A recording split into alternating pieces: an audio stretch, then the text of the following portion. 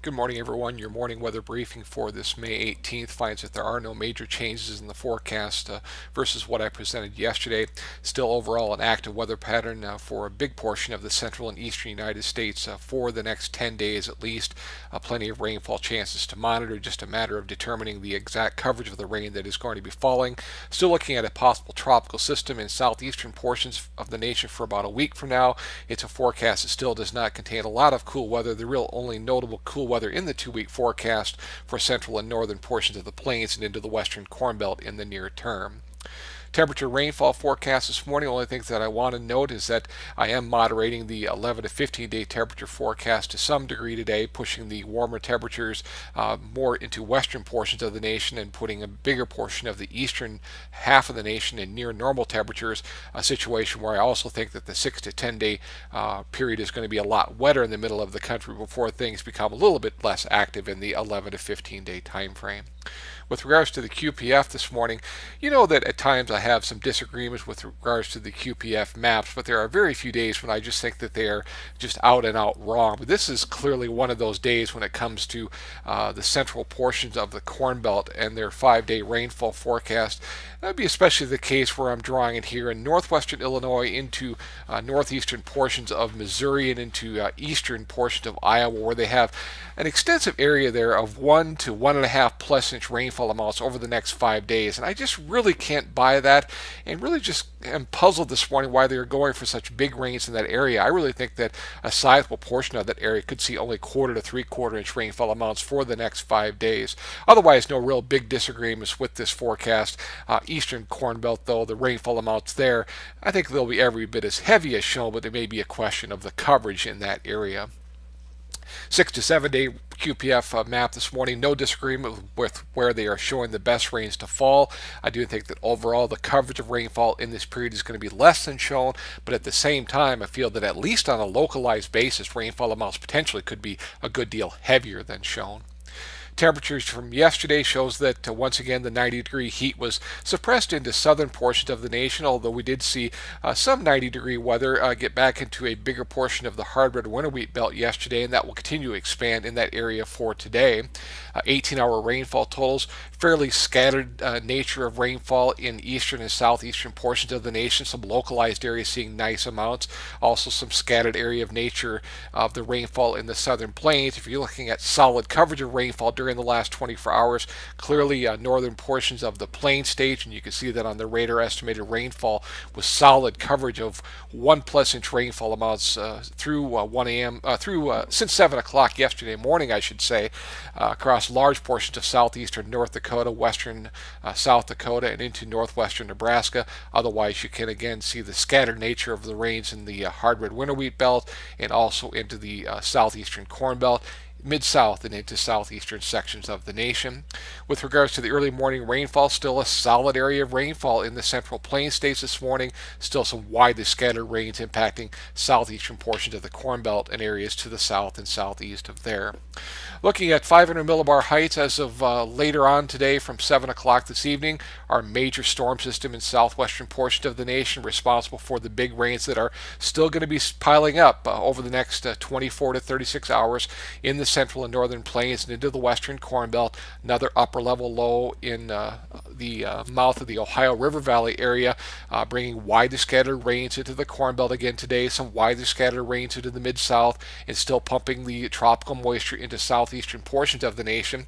By the time we get to Sunday morning and looking at 500 millibar, this is why I think that the QPF is just plain wrong with their outlook for some big rains in the central corn belt. As you can see by that time, that our big storm system that is going to be in southwestern portions of the nation by late today has split into two pieces, with the biggest part of the energy still in southwestern portions of the nation and really not a lot left as with regards to the corn belt. So again, it is that weakening of the upper level system as it moves eastward, or the split of the upper level system into two pieces is the reason why that I think that rainfall amounts as you go further eastward into the corn belt, especially into the central portion of the corn belt, is going to be fairly limited over the next 5 days. Certainly not completely dry in that area, but I would think that rainfall amounts there more on the order of 1/4 to 3/4 of an inch.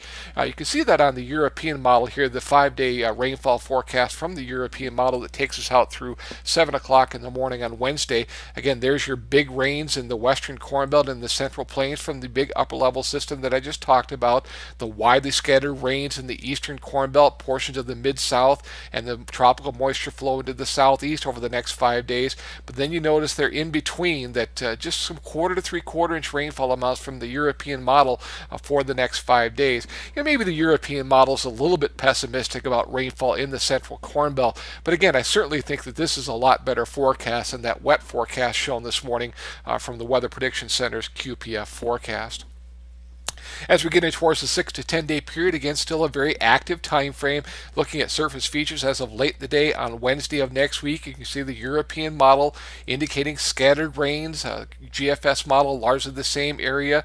Canadian model largely the same area, European ensemble largely the same area, seeing some widely scattered showers and thunder showers late in the day on Wednesday. And I think that that's going to be a rather persistent feature, bit of a northwest to southeast battle zone setting up in the nation's midsection. You can see some cool air at that time into southeastern portions of Canada. Of course, you're going to have the heat in southwestern portions of the nation. So a bit of a battle zone setting up for the middle of next week in between those two air masses, a situation where we're likely going to be seeing a daily threat of widely scattered showers and thunderstorms from northwestern through southeastern portions of the middle of the country at that time frame. Coverage on any given day probably not all that great, but in a situation like this, you can definitely see some localized very good or even heavy rainfall amounts on almost any given day. So a big reason why I do have a fairly extensive area of normal to mostly above normal rainfall in the 6 to 10 day period in the Corn Belt. So again, not any one given day in that 6 to 10 day period being all that wet, but when you look at the numerous rainfall chances that are going to be seen and the potential for localized significant or even heavy rains on a daily basis, that is why the 6 to 10 day period should feature mostly above normal rainfall in especially the Corn Belt area. For about a week or 8 days from now, this is surface features as of next Saturday morning. Again, we are looking at the potential for an actual tropical system to be included into the tropical moisture flow that is going to be seen in the southeastern portion of the nation at that time. Doesn't look like anything strong. If indeed we do see a named storm, it likely would be just a tropical storm in nature. As far as temperatures are concerned, still looking at a temperature contrast that is going to be enhancing rainfall chances for Saturday. You can see the cool temperatures across the central plains and into the northwestern Corn Belt. High temperatures just in the 50s and 60s or even a pocket of 40s in western Nebraska, while not far to the southeast, 85 and 95 plus degree highs for tomorrow in the southern plains, portions of the southern Corn Belt, and into the mid-south.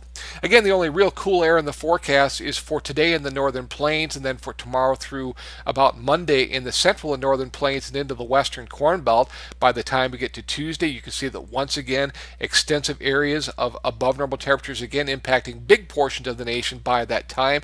That is going to continue for most of the rest of the 2-week forecast, although as we get to around the May 28th through 30th time frame, the weather maps today are indicating some moderation in temperatures. You can see there from the GFS ensemble, to some degree from the from the Canadian ensemble, and certainly from the European ensemble, that some moderation in temperatures back to more normal levels for around the May 28th through 30th time frame. So that is why I did pare back the heat to some degree in the 11 to 15 day forecast today, but clearly even then, nothing close to a cool weather pattern.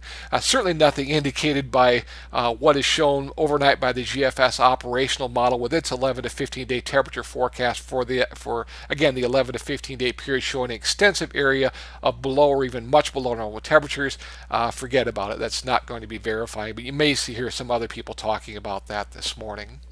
Internationally, in Brazil, a situation where the forecast is really not too much change, very limited rainfall during the next 2 weeks in a lot of the northern growing areas. Better rain is going to be seen in southern growing areas. Note that the bulk of the rainfall that is shown in this map is going to be occurring in the very near term. A lot of that rain that is shown for Paraná and southern Mato Grosso do Sul is going to be occurring for today and tonight. A lot of the rain that is shown for northern growing areas is going to be occurring in the near term as well. Then a decidedly dry weather pattern are going to be dominating Brazilian corn areas again for early next week and beyond. No, we're also going to be seeing some relatively chilly temperatures over the next week in Brazilian corn areas.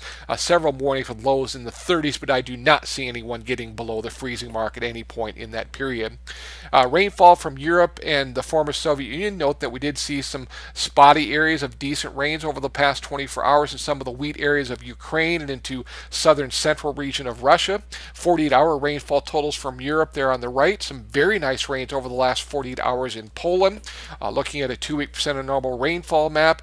Below normal rainfall in that period for northwestern portion of Europe, above normal rainfall in the southeast with some nice amounts expected in the Balkans, and you can see that for the next 2 weeks still looking at a near to perhaps slightly above normal rainfall pattern for the winter wheat areas of the former Soviet Union.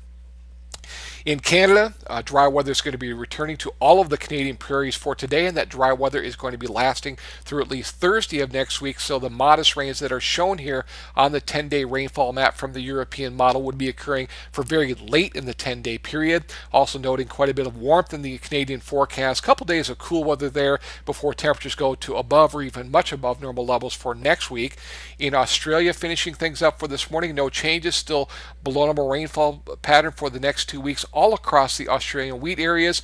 For the next 10 days, eastern wheat areas looking at completely dry weather. Western areas, though, still looking at a rainfall threat coming up for around the May 24th timeframe for about next Thursday. And again, looks like some pretty nice amounts for especially western portions of the wheat areas of Western Australia.